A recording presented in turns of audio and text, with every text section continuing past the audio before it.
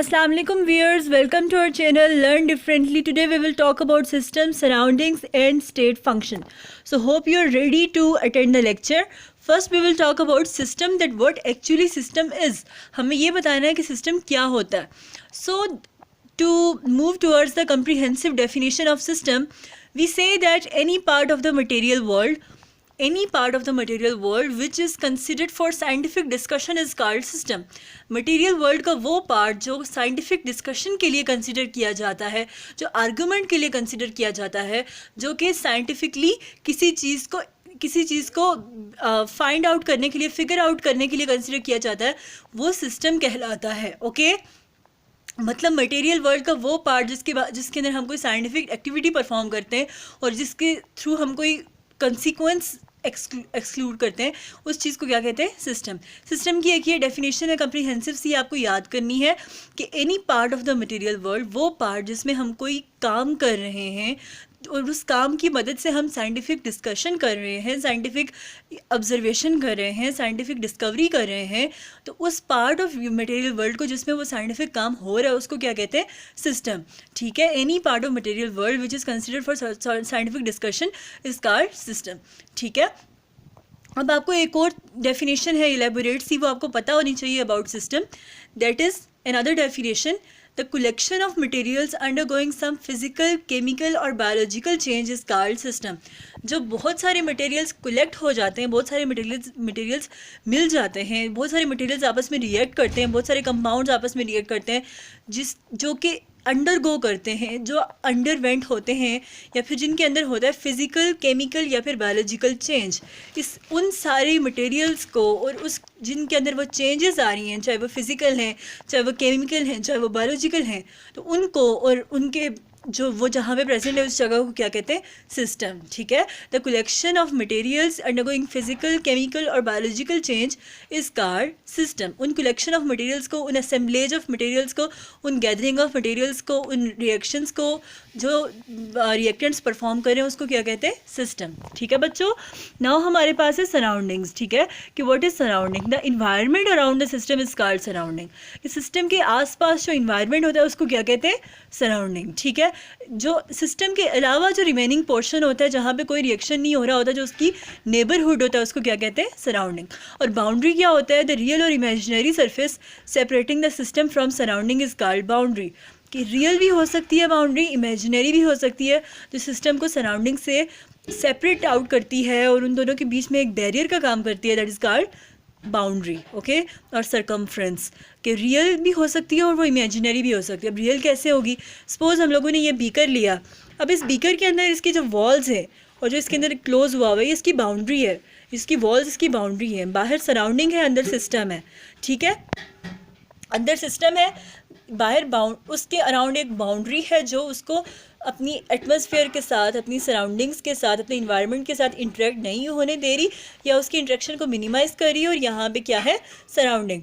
जो remaining portion है, जो इन्वायरमेंट है अराउंड द सिस्टम, वो सराउंडिंग है, वो पार्ट ऑफ सिस्टम, वो पार्ट ऑफ मटेरियल यूनिवर्स जो आपने रिएक्शन के लिए कंसिडर किया है, जिसमें साइंटिफिक डिस्कशन होगी, वो सिस्टम है. और बाउंड्री वो है जो सेपरेट करती है सिस्टम को फ्रॉम सराउंडिंग. और सराउंडिंग क्या है?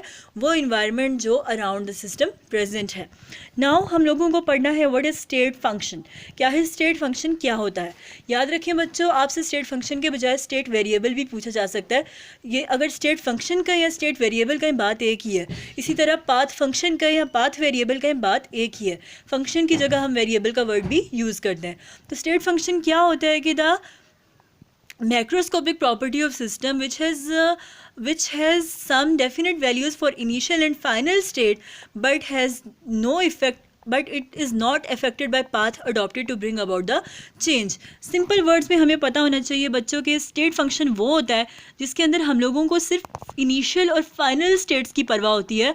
हम इनिशियल और फाइनल वैल्यू देख के बता देते हैं कि इसमें क्या है, और जो उसके बाद क्या होने, उसके अंदर क्या हुआ, किस तरह से वो फाइनल स्टेट आई, इनिशियल स्टेट में क्या चेंजेस आए कि फाइनल स्टेट आ गई, और वो उसके दरमियान में कौन सा पाथ उसने फॉलो किया, किस तरह से रिएक्शन हुआ, इसके बारे में हमारा कोई कंसर्न नहीं होता और वो इन चीज़ों से डिफाइन नहीं होता. ठीक है, स्टेट फंक्शन किससे डिफाइन होता है?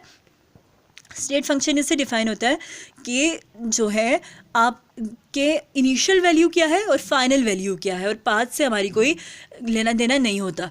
ओके, और इसकी एग्जांपल्स क्या हैं स्टेट वेरिएबल्स की? आपने एक बात याद रखनी है बच्चों के, स्टेट वेरिएबल्स का जब भी सिंबल लिखना है तो आपने कैपिटल लेटर लिखना है, ठीक है। जिस तरह अब ये यू है, यू नो किसके लिए होता है? इंटरनल एनर्जी के लिए, एच इंथैल्पी के लिए, एस एंट्रोपी के लिए, पी प्रेशर के लिए, टी टेम्परेचर के लिए, वी वॉल्यूम के लिए, जी गिव्स फ्री एनर्जी के लिए। तो कभी भी स्मॉल लेटर में नहीं लिखना। स्टेट फंक्शन हमेशा कैपिटल लेटर्स में लिखे जाते हैं और पाथ फंक्शन हमेशा स्मॉल लेटर्स में लिखे जाते हैं जब उनको सिंबॉलिकली रिप्रेजेंट कर रहे होते हैं। लेकिन अभी हम पाथ फंक्शन पे नहीं जा रहे, हम पहले स्टेट फंक्शंस को कंप्लीट करते हैं। देखिए, you internal energy, H capital H enthalpy, capital S entropy, capital P pressure, capital T temperature, capital V volume, capital G गिव्स फ्री एनर्जी। और इसको याद करने का एक निमोनिक है, एक तरीका है इसको इजीली याद करने का, UHS university of health sciences, जिसमें हम मेडिकल का टेस्ट देते हैं, पीटीवी होम चैनल, पीटीवी। और टीचर जब आपको बोलते हैं कि बच्चों आपको समझ आई, तो आप कहते हैं जी, तो जी यूएचएस पीटीवी जी। आप तो आपको समझ आई है नहीं आई, आप हमेशा यही कहते हैं कि जी। तो ये वो वाला जी है, ये वो वाला जी नहीं है, ये गिब्स फ्री एनर्जी वाला जी है। तो you for internal energy, H for enthalpy, S for entropy. अब ये यू एच एस करके आप याद रख लें, आपको पता होना चाहिए कि you internal energy, H heat energy है और एस इंथैल्पी है, ठीक है। एस जो है वो इंथैल्पी, एस एंट्रोपी है, एच इंथैल्पी है और यू इंटरनल एनर्जी है। P for pressure, T for temperature, V for volume, G for गिव्स फ्री एनर्जी। सो इसी तरह U H S P T V G, U for internal energy, H for enthalpy, S for entropy, P T V pressure temperature volume, G गिव्स free energy. I hope you are clear. ये याद करने का एक mnemonic है। Now अब हम लोग बात करते हैं अबाउट पाथ फंक्शन के। पाथ फंक्शन क्या होता है? The macroscopic property of a system which whose value depends upon the path adopted to bring about the change, ठीक है। अब ये बिल्कुल अपोजिट है स्टेट फंक्शन का, या ये बिल्कुल अपोजिट है स्टेट वेरिएबल का। कौन? पाथ फंक्शन या पाथ वेरिएबल। क्योंकि इसमें ये होता है कि हम सिर्फ इनिशियल और फाइनल स्टेट्स को देख के नहीं बता सकते कि ये वैल्यू एग्जैक्टली क्या है, बल्कि इसके लिए हमें क्या चाहिए होता है? इसके लिए हमें पूरे पाथ को डिटरमिन करना पड़ता है, पूरे पाथ के एक एक पॉइंट पे देखना पड़ता है, पूरे वे के, पूरे पैसेज के एक एक पॉइंट पे देखना पड़ता है कि आखिर उसमें क्या क्या चेंजेस आ रही हैं। और इनको हमेशा स्मॉल लेटर से लिखते हैं, ठीक है। जिस तरह इनकी एग्जांपल है small Q heat, small W work. याद रखें, ये कन्वेंशन है कि पाथ फंक्शन हमेशा स्मॉल लेटर्स में लिखे जाएंगे और स्टेट फंक्शन हमेशा कैपिटल लेटर्स में लिखे जाएंगे। I hope you have got it. तो अब हम लोग चलते हैं about the first law of thermodynamics कि फर्स्ट लॉ ऑफ थर्मोडाइनमिक्स क्या है। Therm means heat, dynamics means study of motion. Okay, so first law thermodynamics का क्या कहता है कि energy can neither be created not destroyed but can be change from one form to another. कि energy ना ही क्रिएट हो सकती है ना ही डिस्ट्रॉय हो सकती है, लेकिन ये चेंज हो सकती है एक फॉर्म से दूसरी फॉर्म में। आइए देखते हैं कि ये कैसे होती है। देखिए, हमारे पास इंटरनल एनर्जी का चेंज है, डेल चेंज को शो करता है, जो ट्राइंगल चेंज को शो करता है, is equal to E2 minus E1 is equal to Q plus W, ठीक है। Q प्लस W का क्या मतलब है कि Q हीट है और W वर्क है। अगर हम Q को इधर ही छोड़ दें तो Q is equal to del E minus W। अब माइनस वर्क कब होता है, प्लस वर्क कब होता है? जब सिस्टम पर काम किया जाता है तो वो वर्क पॉजिटिव होता है, और जब सिस्टम खुद काम करता है तो वो वर्क नेगेटिव होता है, ठीक है। तो यहाँ पे हम वो काम ले रहे हैं जो सिस्टम खुद काम करता है, तो इस वजह से वर्क की वैल्यू माइनस में आएगी कि del Q is equal to del E minus W, ठीक है। और ऐसे ये हमारे पास फॉर्मूला है याद रखने का, और ये कहलाता है फर्स्ट लॉ ऑफ थर्मोडायनेमिक्स की स्टेटमेंट, ठीक है बच्चों। आई hope you have got it. अब आप लोगों ने फिजिक्स में पढ़ा होगा कि फिजिक्स में लिखा है कि वर्क जो होता है वो जब खुद करता है कोई सिस्टम, इट्स ऑन वर्क करता है तो वो पॉजिटिव होता है, और जब सिस्टम पर वर्क किया जाता है तो वो नेगेटिव होता है। जबकि केमिस्ट्री में उसके ऑपोजिट है कि जब सिस्टम काम करता है तो वो नेगेटिव होता है, और जब सिस्टम पर काम किया जाता है तो पॉजिटिव होता है। ये सिर्फ एक कन्वेंशंस हैं, इनकी बहुत सारी लॉजिक्स हैं कि जब सिस्टम पर काम किया जाएगा तो ज़ाहिर है उसकी इंटरनल एनर्जी इंक्रीज़ होगी, वो पॉजिटिव लिखना चाहिए, और सिस्टम जब खुद काम करेगा तो उसकी इंटरनल एनर्जी डिक्रीज़ होगी, तो इस वजह से उसको नेगेटिव लिखना चाहिए। अब फिज़िक्स में भी है कि जब सिस्टम खुद काम करेगा तो हम चाहते हैं कि सिस्टम खुद काम करे, हमारे फ़ायदे की चीज़ हो रही है, तो दैट्स वाई उसको पॉजिटिव लिखेंगे डिफरेंट एंगल से। और जब हम खुद काम करें तो हमारी एनर्जी लॉस हो रही है, सिस्टम खुद तो नहीं काम करा, इसलिए नेगेटिव। तो इसकी डिफरेंट रीजन से, बट ये कन्वेंशन ही आपको याद करना है कि केमिस्ट्री में सिस्टम खुद काम करता है तो वो नेगेटिव होता है, और सिस्टम पर काम किया जाता है तो वो पॉजिटिव होता है। ये दोनों डिफरेंस है केमिस्ट्री और फिजिक्स में है। अब हम लोगों ने सिस्टम की टाइप्स पढ़नी है कि सिस्टम की कौन कौन सी टाइप्स हैं। There are 3 types of system: open system, close system and isolated system.